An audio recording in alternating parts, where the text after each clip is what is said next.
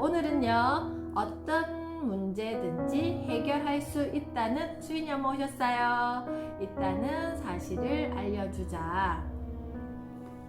아이니가 뗐을 때면 되게 소리요. 그렇군요. 그래서 이렇게 매일매일 또 우리가 서로가 서로를 점검하면서, 아까 제가 보냈던 영상은 유튜브에 이렇게 영상을 보다가 전체 영상의 길이가 길어서 좀 짧게 이렇게 제가 다시 캡처를 해서 보내드렸었는데, 그거인 것 같아요. 방금 우리 아이니 엄마가 말씀하셨던 것처럼, 부모는, 엄마는 특히 아이의 거울이라고 생각하시면 돼요. 우리가 매일 이렇게 하는 것도 이 거울을 통해서 나를 들여다보자 그랬잖아. 태희 엄마 오셨어요. 들여다보자 그랬잖아. 세빈이 엄마 오셨고요. 이렇게 그것처럼 엄마도 항상 아이의 거울이라고 생각하시면 돼요. 아이가 화를 내거나 짜증을 내거나 뭔가가 불편한 상황이 발생하면 내가 아이에게 그런 거울을 이렇게 비춰줬구나 라고 생각하시면 돼요. 그래서 어떤 상황에서 아이의 모습을 탓하기보다는 나의 모습을 누구를 통해서, 아이를 통해서 본다. 그래서 엄마는 항상 아이의 거울이다. 그래서 그 영상에도 미러링 효과라는 이야기가 있잖아요. 오늘도 마찬가지 그와 연결해서 어떤 문제든지 해결할 수 있다는 사실을 알려주자. 우리가 지윤이 지엄마 오셨네요. 우리가 문제는 풀어야 된다라고 생각하잖아요. 문제를 회피하면 안 되는 거잖아요. 그죠? 그래서 어떻게 문제를 풀 것인지, 문제는 왜 있을까? 문제가 없는 세상에서 살고 싶은데 나에게 너무나도 많은 문제들이 끊임없이 일어난다. 서연이 엄마 오셨네요. 이래도 화낼래? 이래도 참을 수 있어? 라고 하는 것 같다. 맞죠? 우리에게도 매일매일 뭔가 상황들이 발생하잖아요. 그죠? 그래서 이래도 화 안 낼래? 이래도 참을 수 있어? 라고 우리에게 뭔가를 계속 푸시하는 것 같지 않아요? 어떤 때는 시험에 든 듯 하다. 시험에 들지 말았으면 하지만 나는 매번 시험에 들고 만다. 물론 결과는 failed. 자, 우리는 실패하고 많은 경험을 많이 하잖아요. 엄마는 초등학교 2학년 딸의 메모를 보여주며 말했다. 매사 그렇게 심각해서 어떻게 험난한 세상을 살아갈지 정말 걱정이에요. 딸아이는 그냥 넘어가는 게 없어요. 언제나 세상이 다 끝난 것처럼 걱정하면서 말해요. 아이가 하는 말을 듣고 있으면 저도 병에 걸릴 것만 같아요. 엄마의 표정은 정말 심각했다. 그런데 엄마와 상담하면서 내가 덧붙인 말은 아이의 글솜씨가 정말 뛰어나네요 였다. 저도 우리 아이들을 이렇게 보고 있으면 저는 분명히 이 아이에게 이런 모습이 보이는데 엄마는 계속 다른 이야기를 계속 하는 경우가 많아요. 그래서 항상 엄마는 불안하거나 걱정되거나 하는 부분이 더 크게 보여진다는 거죠. 그렇지만 저는 객관적으로 아이를 보고 있기 때문에 그 아이의 저런 점은 정말 이 지금 불편한 어떤 상황을 도와줄 수 있겠구나가 보인다라는 거죠. 그것처럼 매사에 걱정이 많은 아이에게 이 상담을 하면서 이 선생님이 아이의 글솜씨가 정말 뛰어나네요 라고 이렇게 발견을 했던 겁니다. 심각한 아이에게는 어떤 엄마, 신중한 엄마가 필요하다. 엄마와 아이의 거리는 어느 정도일까? 아니, 우리나라에서 엄마와 아이의 거리는 어느 정도일까? 앞에서 나온 이야기에 엄마가 아이의 문제를 대하는 방식을 보며 EBS 다큐프라임 마더 쇼커의 실험이 떠올랐다. 한국 엄마와 미국 엄마를 대상으로 모성애와 이익에 대한 뇌가 어떻게 반응하는지 실험을 진행했다. 미국 엄마는 자녀를 타인으로 생각한 반면 한국 엄마는 자녀와 자신을 동일시하는 경향이 높았다. 자, 이거 이해되세요? 미국 엄마는 자녀를 타인으로 생각하는 반면 한국 엄마는 자녀와 자신을 동일시하는 경향이 높았다라는 거죠. 그래서 한국 엄마는 주관적으로 아이를 바라보고 있다라는 거고요. 미국 엄마는 객관적으로 아이를 바라본다라는 이야기입니다. 즉, 한국 엄마에게 아이의 문제는 곧 누구의 문제? 엄마의 문제이며 아이의 실패는 곧 엄마의 실패였다. 더욱이 엄마가 아이의 문제를 더 민감하게 반응하며 말했다. 내가 그러니까 엄마가 더 속상하잖아. 엄마에게는 아이의 문제가 아이보다 더 크다. 아이는 부모를 통해 자신을 본다. 이런 경우를 거울신경 이론에 비춰보면 꽤 심각하다. 왜냐하면 엄마가 느끼기에는 방금 우리 강아지가 언니가 나가 노니까 지금 언니 찾는다고. 왜냐하면 엄마가 느끼기에 아이는 매사 심각한데 그에 대한 엄마의 반응은 더 심각하기 때문이다. 엄마의 말에 아이가 위로를 받고 문제를 해결한다면 보람이 있지만 그렇지 않으면 아이의 문제만 더 심각해질 뿐이다.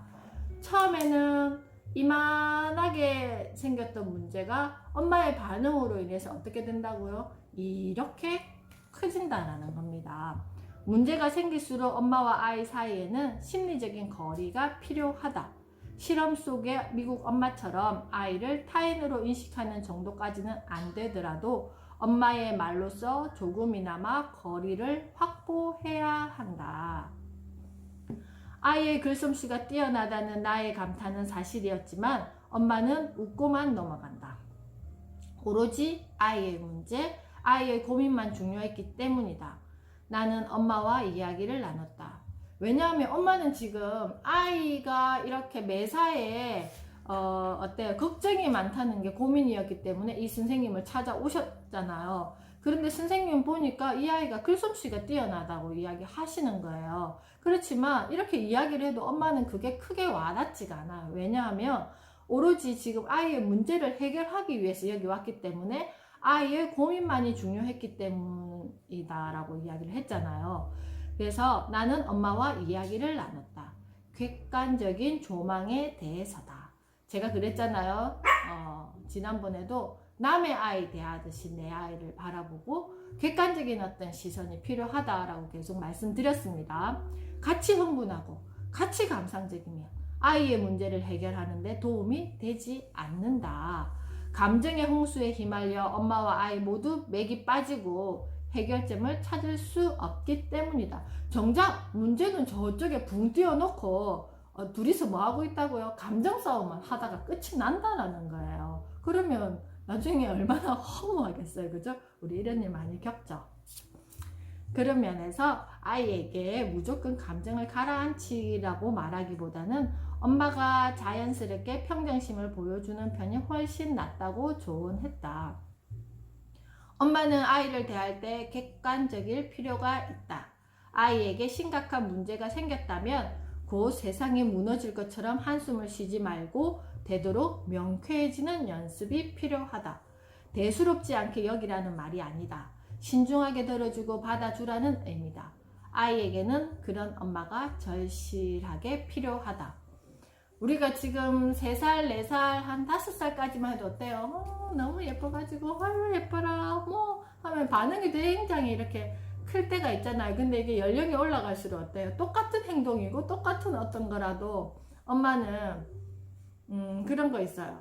이 나이쯤 되면 이거 해야 되니까에 대한 어떤 마음이 있기 때문에 뭔가 자꾸 이렇게 주입시키려고 하는, 그리고 만들어주고 싶은데 욕심이 자꾸 생기는 거예요. 그래서 분명히 저거는 어렸을 때는 예뻤던 행동이고 내가 막 이렇게 해줬던 건데 이제 그게 어떻게 좀 삐딱하게 이렇게 아이를 쳐다본다라는 거예요. 근데 저는 물론 영아기 유아기 때는 엄마가 유아 언어 영아 언어 막 이렇게 뭐 엄마 맘마 줄까 뭐 안 줄까 뭐 이런 깎아 줄까 이런 말 말고 어떤 말 정확한 단어와 문장을 아이에게 사용해 달라라고 말씀드렸습니다. 그런데 이렇게 연령이 올라갈수록 이제 말을 배우는 시기가 넘어가면 한 초등학생 초등학교 고학년 그 다음에 뭐 중학교 고등학교 때쯤 되면 다시 엄마가 그 말하는 습관을 좀 이렇게 영유아기 버전으로 바꿀 필요가 저는 있다라고 생각을 해요.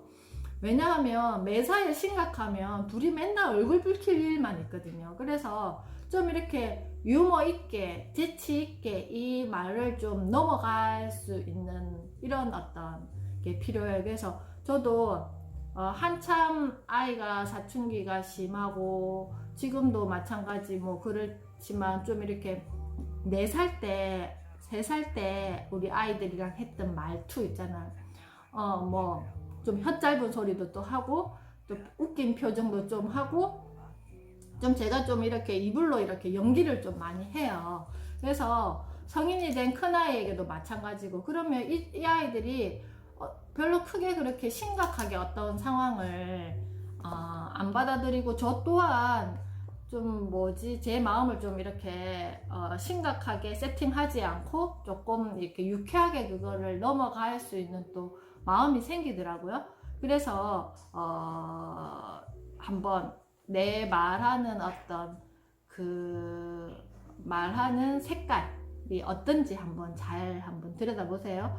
항상 뭔가를 지적하듯이 아니면 뭔가를 가르쳐 주고 싶은 마음이 큰지 그리고 뭔가 저 아이의 행동에 대해서 내가 지금 불편해하고 있는지 이런 걸 잘 생각해 보면 내가 평소에 아이에게 어떤 말투와 어떤 표정과 그리고 어떤 음색을 사용하는지 이렇게 음색으로 말하는지 알 수 있습니다. 그래서 아이의 문제를 받아들이는 엄마의 말과 태도입니다. 문제에 대한 사람의 태도는 크게 2가지로 나눈다. 첫 번째는 문제 직시형이다. 원활한 해결이 가능한 경우다. 문제에 답이 있다고 믿어 해결의 실마리를 하나하나 찾아간다. 실수나 실패에서 교훈을 얻는 성장 마인드다. 2번째는 문제 회피형이다. 문제에 대해 방법이 없어 어쩔 수 없어 큰일이야 라는 태도를 보인다. 문제를 문제로만 여겨 두려워하거나 피하려고 하다 보면 패배의식으로까지 이어진다. 자, 그러면 나는 어떤 유형인 것 같아요? 어떤 문제 상황이 생기면 문제를 직시해서 내가 제대로 그 문제를 들여다보려고 하는지 아니면 그냥 뭐 감정만 더 앞서가지고 문제를 회피하고 오히려 더 감정 소모만 하는지 한번 체크해 보시기 바랍니다. 엄마는 문제 앞에 선 아이를 어떤 말로 북돋워 성장 마인드를 심어줄 것인가? 아이 앞에 문제가 나타났어요. 그러면 엄마는 어떤 말로 북돋워 성장 마인드를 심어줄 것인가? 엄마는 아이의 문제를 대할 때 설령 아이의 잘못이 명백하더라도 해서는 안 되는 말이 있다는 사실을 기억해야 한다. 섣부른 판단이다. 내가 잘못했잖아. 그래서 이런 일이 생기지. 그것은 누구의 판단? 엄마의 판단이라는 거예요. 그래서 설령 그 마음이 들지언정 내가 아이에게 말을 하는 순서가 있다라는 거예요. 그래서 이런 말은 문제 해결에 도움이 되지 않는다. 지금 아이는 문제 앞에서 잔뜩 움츠러들어 있다. 아이에게 잘못을 들추는 검사 엄마나 시비를 가리는 판사 엄마가 필요하지 않다. 우리가 뭔가를 잘못해서 자꾸 누군가가 나도 잘못한 거 아는데 그 잘못을 자꾸 추궁한다면 내 마음이 어떻겠어요? 계속 위축들고 내가 이것을 해결해야지 이걸 어떻게 바라볼까의 마음보다는 어디라도 숨어버리고 싶고 도망가고 싶은 마음이 생길 거잖아요. 그래서 엄마가 굳이 검사 엄마가 될 필요도 없고 엄마가 굳이 판사 엄마가 될 필요가 없다라는 거예요. 무조건 내 편인 무슨 엄마? 변호사 엄마가 필요하다입니다. 그래서 그럼 선생님 변호사 엄마는 어떻게 될 건데요? 다음번에 2번째 읽을 책에 우리 변호사 엄마가 되는 구체적인 방법들이 나와 있더라고요. 제가 오늘 아까 대충 이렇게 책을 좀 읽어봤거든요. 그렇지 않으면 아이는 쭉 큰 문제에 직면했을 때 엄마와 의논하지 않고 집 밖에 누군가를 찾아 헤맬 수 있다. 위험한 일이다. 초등학교 때까지는 집 밖에 못 나가겠죠. 그치만 중학생, 고등학생이 되면 나갈 수 있어요. 그래서 내 말을 진짜 내 마음을 읽어주고 들어주는 친구가 필요해요. 그때는. 그렇기 때문에 지금부터 이거 해놓지 않으면 큰일 난다라는 거예요. 아이의 문제에 대해 축소하거나 과장하지 말고 객관적으로 받아들이되 엄마 스스로 긍정의 마인드맵을 그려야 말이 제대로 나온다. 세상의 모든 문제에는 답이 있어. 내 아이는 이 일을 계기로 성장할 거야 라는 마음을 어디에다가 저기 마음 깊숙이에다가 꾹꾹 담아 두셔야 된다라는 거예요. 당황하면 문제를 해결할 뇌가 가동하지 않는다. 당황하거나 뭔가 이런 일이 생기면 어때요? 뇌가 마비되는 느낌, 혹시 어떤 느낌인지 이렇게 좀 짐작이 되세요? 그럴 때는 아이를 추궁하면 대답하기 어려울 뿐만 아니라 뇌에 스트레스 반응을 일으켜 분노 체계가 과민 반응한다. 반면 낙천적이고 긍정적인 사람일수록 두뇌 활동이 왕성하다. 웅크리고 앉아 안돼, 도저히 안돼 하는 사람에 비해 행동이 민첩하고 해결책도 신속하게 내놓을 수밖에 없다. 아이의 성격이 예민할수록 엄마의 태도가 중요하다. 아이가 문제를 해결하는 데 도움이 되는 기본적인 엄마의 말과 태도는 다음과 같다. 엄마는 말로써 아이의 문제를 정리해줘야 한다. 시험 볼 때 선생님들은 문제에 답이 있다고 종종 이야기한다. 문제에 답이 있다고? 문제는 문제일 뿐인데? 라고 생각했지만 살면서 이 말의 속뜻을 경험한 일이 많을 것이다. 엄마는 아이의 문제를 최선을 다해 잘 들어줘야 한다. 그 다음 아이가 말한 문제의 요지를 천천히 정확하게 정리해주면 된다. 아이의 마음을 정리해주는 엄마의 말. 뭐뭐 하다는 거니? 엄마의 물음에 아이가 네, 아니요, 아니요, 그런 게 아니라 라고 한다면 고개를 끄덕이면서 진지하게 들어줘야 한다. 뭐뭐 하다는 거니? 하고 짐작해서 엄마가 이렇게 이야기했는데 아이가 네, 아니요, 그런 게 아니라 라고 뭔가를 계속 연결해서 이야기를 하려고 하면 어떻게 한다고요? 아이의 말에 고개를 끄덕이면서 진지하게 들어줘야. 이게 첫 번째예요. 왜냐하면 문제가 생긴 아이는 평소보다 어때요? 마음이 무겁기 때문이다. 문제에 대해 공유했다면 아이에게 다시 문제에 대한 생각을 물어본다. 아이들이 가진 세상이 끝날 것만 같은 문제들은 고민의 형식으로 나타난다. 친구에게 아끼던 샤프를 빌려줬는데 안 돌려줬다든가, 그래서 돌려달라고 말했는데 알았어 하며 휙 돌려줘서 속상했다는 문제라면 다음과 같은 정리가 도움이 된다. 너는 샤프를 빌려주고 싶지 않았는데 꾹 참고 빌려줬는데 친구가 고맙다는 말도 없이 그냥 휙 돌려줘서 기분이 나빴구나. 너는 내 기분이 나쁘다는 것을 알려주고 싶은데 어떻게 말하면 좋을지 고민이구나. 자, 여기 보세요. 우리가 보통 엄마, 나 누구에게 샤프 빌려줬는데 친구가 돌려주지도 않고 나한테 막 이렇게 휙 던지듯이 그냥 줬어. 그래서 또 아니면 엄마, 내가 친구 이렇게 샤프 빌려줬는데 돌려주지도 않고 알았어? 하고 그냥 이렇게 말하는 거야. 자, 이런 상황을 아이가 엄마에게 와서 이야기했다면 솔직히 나는 어떤 마음이 들겠어요? 방금 여기 책의 저자처럼 너는 샤프를 빌려주고 싶지 않았는데도 꾹 참고 빌려줬는데 친구가 고맙다는 말도 없이 그냥 휙 돌려줘서 기분이 나빴구나. 너는 내 기분이 나쁘다는 걸 알려주고 싶은데 어떻게 말하면 좋을지 고민이구나. 자, 평소에 내가 아이에게 이렇게 말하면 좀 오글거리고 선생님 좀 그래요. 그러면 평소에 내가 말투를 어떻게 하는지 한번 잘 챙겨보셔야 된다라는 거예요. 그래서 우리가 평소에 아이에게 그러면 너는 어떻게 생각하는데?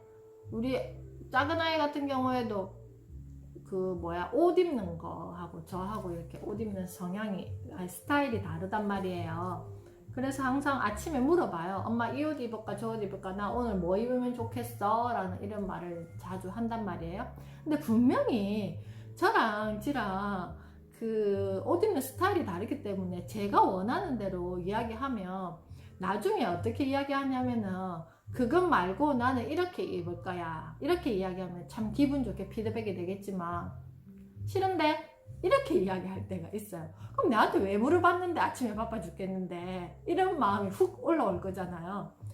그래도 그럼에도 불구하고 엄마와 자기의 의견이 다를 걸 알지만 엄마에게 뭔가를 지금 상호작용하는 어떤 상황인 거잖아요. 그래서 저도 어차피 그 말이 올 걸 알면서 엄마와 너의 스타일은 다르지만 엄마는 이렇게 입으면 더 좋을 것 같아. 엄마는 이렇게 입는 걸 좋아하거든. 근데 너는 어떻게 입을지 엄마는 잘 몰라. 그래서 엄마 생각은 그래 라고 그냥 제 선에서 정리를 좀 이렇게 하는 편이에요. 그래야지만 그렇게 이야기하는데 아이가 뭐 난 싫은데 이렇게 이야기하면 그 말과 이 말이 연결이 잘 안 맞잖아요. 근데 이거 엄마 입었으면 좋겠는데 이렇게 말하면 아이가 그럼 난 싫은데 이렇게 대답하기가 쉽다라는 거예요. 그 말의 연결 지점에서. 그래서 내가 어느 정도 생각하는 어떤 우리 아이를 누가 제일 잘 알겠어요? 엄마가 제일 잘 알지. 그래서 이런 거 있잖아요. 이 A라는 이야기를 했을 때 내가 B라는 말을 하고 싶지만 어떤 질문으로 내가 듣고 싶은 말을 다시 돌려서 질문처럼 아니면 좀 긍정적으로 이렇게 대화하는 기술이 필요하다라는 거예요. 그러면 어차피 돌아오는 말은 제가 예측한 거잖아요. 어차피 너랑 엄마는 옷 입는 스타일이 다른데 엄마는 이런 스타일을 좋아하니까 엄마는 이것과 이거를 입으면 예쁠 것 같아. 근데 너는 그게 마음에 들지 잘 모르겠어. 뭐 이 정도로 맞히면 엄마는 그냥 이렇게 입는 걸 좋아하는구나. 그치만 나는 이거 별로 안 예뻐서 나는 이렇게 입을래 라고 그냥 그렇게 하면 되는 거예요. 그죠? 그래서 아침에 그거 가지고 막 엄마 이렇게 바쁜데 네가 마루 그럼 엄마한테 물어봤나? 그럼 처음부터 물어보지를 말아야지. 막 이렇게 하면 저랑 애랑 뭐만 되겠어요. 본론은 없어지고 감정 싸움만 할 거잖아요. 그죠? 아이는 엄마가 자신의 마음을 정리해주는 말을 들으며 다시 생각에 돌입한다. 마음이 왜 이렇게 힘든지 종잡을 수 없었는데 엄마가 차분히 정리해준 덕분에 문제를 천천히 돌아보며 해결의 단서를 떠올리게 된다.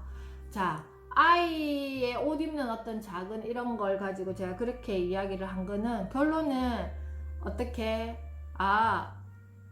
엄마의 생각과 내 생각은 다를 수도 있겠구나. 다르구나의 정리를 누가 한다고요?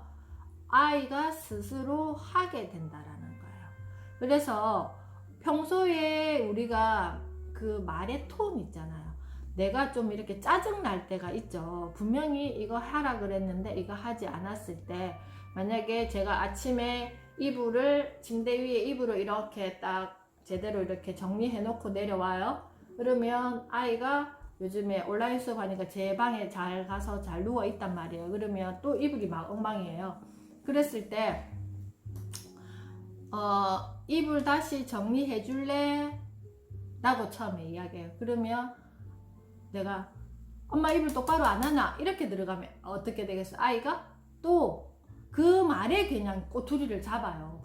분명히 그래요. 그런데 엄마 이불 바로 해줄래? 자, 바로 거의 안 해요. 그래서 다시 깜빡했는가 보네. 엄마 이불이 제대로 되어 있지 않네. 그 엄청 저도 많이 참고 하는 거예요.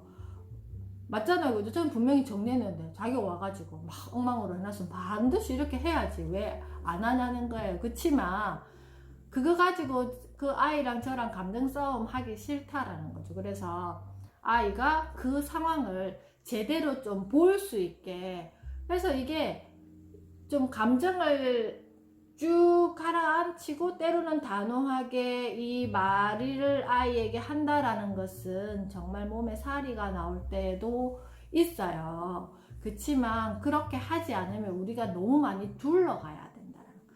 둘러가가지고 제자리로 오면 다행인데 제자리로 영영 못 오는 경우가 많다라는 거죠. 그래서 이 하루하루 우리가 이렇게 말에 대한 이야기를 하는 이유는 둘러가는 길을 좀 피하자라는 겁니다. 그래서 엄마의 말로 인해 감정적이었던 요소들이 이성적으로 판단된다. 생각보다 큰 걱정이 아닌 것 같기도 하다. 엄마 근데 엄마 말을 들어보니까 내가 말을 안 하면 친구가 내가 섭섭하다는 사실을 모를 것 같아. 차라리 말을 할까? 자, 누가 제안을 하고 있어요? 아이가 스스로 엄마 이야기를 들어보니까 엄마가 1, 2 두 가지를 이야기했잖아요. 아이의 감정에 대해서도 알아줬죠. 그냥 휙 돌려줘서 네가 기분이 나빴구나 인정해줬잖아요. 두 번째, 너는 내 기분이 나쁘다는 걸 알려주고 싶은데 어떻게 말하면 좋을지도 너가 지금 고민하고 있구나 하니까 이 아이가 고민을 하고 있는 건지 내가 지금 화가 나 있는 건지 몰랐는데 엄마가 객관적으로 어떻게 해줬던 거예요? 아이의 감정을 해석해 줬잖아요. 해석해주고 어떻게 했다고요? 말로 표현해줬더니 아이가 뭐라 그랬어요? 엄마 근데 엄마 말을 들어보니까 내가 말을 안 하면 친구가 내가 섭섭하다는 사실을 모를 것 같아. 그래서 차라리 말을 할까라고 다시 질문했잖아요. 그죠? 그래서 우리가 평소에 말을 뭐 해라, 이거 해야지, 뭐 이렇게 명령이나 뭐 강한 투로 이렇게 이야기를 하지 마시고 가급적이면 느낌표, 그 다음에 물음표, 이런 어떤 말, 그러니까 청류형이나 질문형의 말을 많이 해야지 아이가 어떻게 한다고요? 나를 들여다볼 수가 있어요. 그래서 아이는 자신이 정리한 생각으로 엄마에게 다시 조언을 구하잖아요. 엄마와의 교감을 통해 안정을 되찾고 스스로 인간관계에 대한 해결 방법을 구하며 보다 성숙해지는 것이다. 꽁꽁 언 손을 녹이는 따뜻한 숨결 같은 엄마의 말이 아이에게 닥친 온갖 문제를 세상을 살아가는 지혜로 바꿔준다. 너는 그 문제를 어떻게 했으면 좋겠다고 생각해? 만약 생각대로 되지 않는다면 어떻게 할 거야? 아이에게는 문제에 부딪혔을 때 그로 인해 자신보다 더 속상해하는 엄마보다 언제든지 그 문제를 최선을 다해 들어주고 함께 고민해주는 엄마가 필요하다. 그죠? 아이의 어떤 행동들이 미숙하기도 하고 또 정돈되지 않기도 하고 그때그때 다르기도 하고, 그리고 어때요? 욕구에 충족하면서 행동한다 그랬잖아요. 그렇기 때문에 돌발 상황들이 굉장히 많이 일어나요. 그런데 우리는, 엄마는 항상 어떻게 생각해요? 뭔가 정돈되어 있는 어떤 느낌, 만약에 뭐 예를 들어서 아이가 이 연령쯤 되었으면 내가 가지고 있는 정보라든지 아는 지식을 통해서 우리 아이가 이 정도는 되어야지, 아니면 이렇게 해줬으면 좋겠다, 이런 어떤 나만의 어떤 프레임을 가지고 아이를 항상 그 속에 이렇게 집어넣는다 그랬잖아요. 그랬을 때 어떤 일이 생겨요? 여기에서 벗어나는 일이 생겼을 때 내가 이거를 객관적으로 보고 아이에게 이렇게 이야기해 주기보다는 뭔가 이게 지금 안 맞는 거잖아요. 내가 생각했던 거 안 맞기 때문에 뭐가 올라온다고요? 감정이 올라와서 내 감정대로 먼저 쏟아내고 나서 나중에 이걸 가지고 또 수습하려고 막 하면 에너지가 2배, 3배로 쓰인다는 거예요. 그래서 0.5의 에너지를 가지고 1의 효과를 누릴 수 있는데 막 2, 3까지 다 써놓고 다시 1을 만들려고 하니까 에너지가 없는 거예요. 다 써버렸잖아. 이미 어떤 감정을 가지고, 부정적인 감정을 가지고. 그러니까 아이도 이미 상처를 받고 엄마도 이미 감정이 상해버리고, 둘이 다 막 어때요? 씩씩하는 어떤 마음으로 계속 대립될 수밖에 없는 거죠. 그래서 우리가 아이를 이렇게 나중에는 서로가 막 감정 싸움 하면서 막 서로가 서로를 이기려고 하는 어떤 이렇게 경쟁하는 것도 아니고 그런 일이 빈번하게 일어납니다. 그래서 엄마는 항상 어떻게 해줘야 된다고요?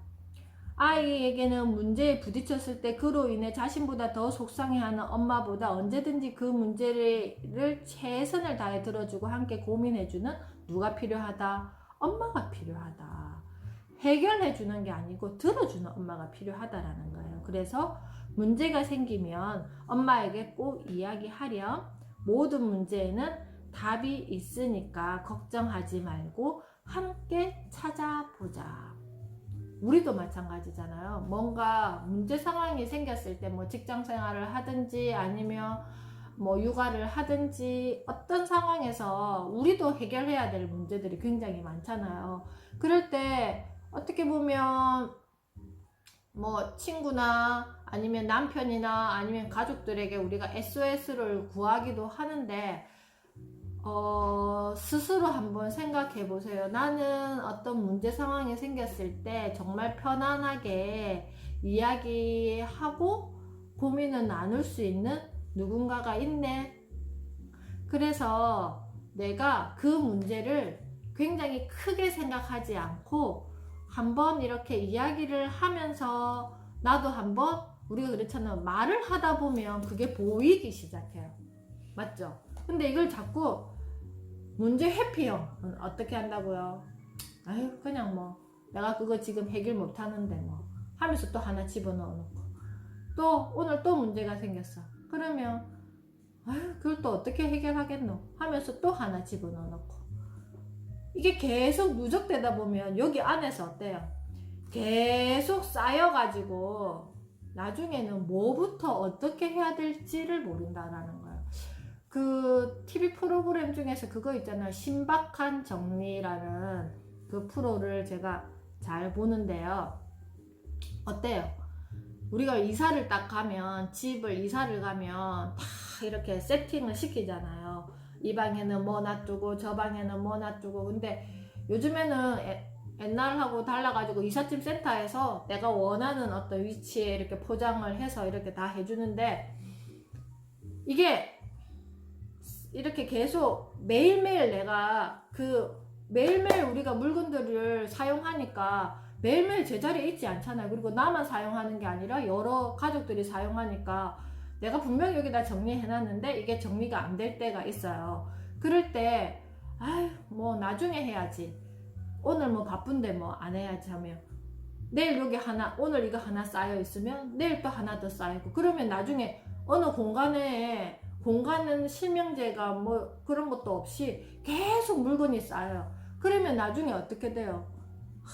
저거 쳐다보기도 싫어가지고 어쩔 때는 그냥 문을 닫아 나와버리기도 하고, 어떤 방은 어떤 정체성이 없어가지고 계속 물건이 쌓여서 나중에 뭐가 있는지도 모르고, 뭐가 있는지를 몰라서 결국은 다시 사는 일도 생기고, 그러면 또 물건이 쌓이기 시작한다라는 거예요. 그것처럼 내 마음의 어떤 문제 상황도 자꾸 오늘 있었던 일은 이게 내가 지금 해결할 수 있나 없나, 만약에 해결을 할 것 같으면 누구를 통해서, 나 스스로 아니면 내가 책을 보고 아니면 뭔가 정보를 찾아서 아니면 누군가에게 조언을 구해서 오늘 이거를 즉시 해결해야 된다라는 거예요.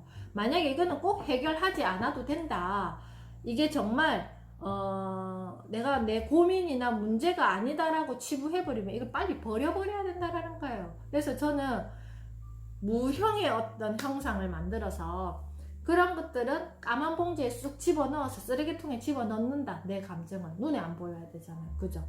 그렇게 해놓고 내가 지금 해결할 수 있는 것들은 빨리빨리 1번, 2번 해서 이렇게 해결을 하고, 내일 다시 또 문제가 생겨요. 분명히 해야 될 일도 생기고 문제도 생기고, 그러면 그거는 또 내일 다시 신선하게 받아들이는 준비가 되어 있어야지 그게 좀 이렇게 객관적으로 바라봐지는데 어제 거 찜찜하게 넣어놨다가 오늘 또 이게 또 찜찜하게 뭔가 들어오고 계속 그러면 우리 집에 쌓이는 물건처럼 똑같은 일이 생긴다라는 거예요. 그랬을 때 내가 아무리 예쁘게 옷을 입고 뭐 이렇게 밖을 나가도 기분이 썩 좋지 않은, 건강한 내가 되어 있지 않는다는 거예요. 그래서 계속 이렇게 끄집어내어서 이거를 비워내야지만 내가 건강해지고 결국은 내 아이를 바라보는 엄마도 건강한 엄마로서 아이를 바라볼 수 있다라는 겁니다. 그래서 우리가 문제, 아까 여기 두 가지 있었잖아요. 문제를 대하는 사람의 태도는 문제 직시형이 있고 문제 회피형이 있는데, 자, 우리가 문제를 이걸 직시할 것인지, 이거는 버려야 되는 문제인지부터 먼저 판단하고, 버려야 되는 문제는 빨리 버려놓고 좀 무게를 줄이고, 그 다음에 해결해야 되는 문제는 빠른 시간에 내가 해결할 수 있는 거. 아니면 이거는 지금 내가 해결할 수 없고 상황이 안 되니까 좀 이렇게 한쪽에 넣어뒀다가 어느 시간에 언제 이거는 꺼내서 내가 해결할 거야 라고 이렇게 빨리 정리를 하셔야 돼요. 그게 물건 정리하는 거하고 똑같다고 저는 생각합니다. 그래서 오늘도 이렇게 어떤 문제든지 해결할 수 있다는 사실을 알려주자라는 편을 함께 읽어보았고요. 자, 내일은요, 내일 목요일이죠. 내일은 아이가 실패했을 때 진심으로 조언해주자 편으로 내일 만나 뵙도록 하겠습니다. 오늘도 수고 많으셨습니다. 내일 3시에 만나 뵙겠습니다.